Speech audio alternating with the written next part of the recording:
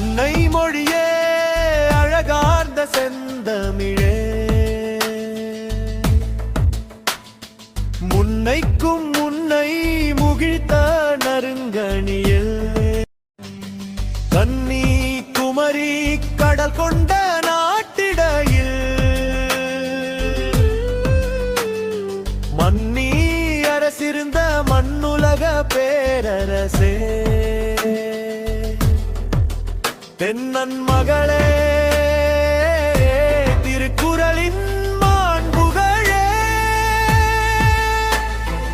இன்னரும் பாப்பத்தே எந்தொகையே நற்கணக்கே மண்ணில் சிலம்பே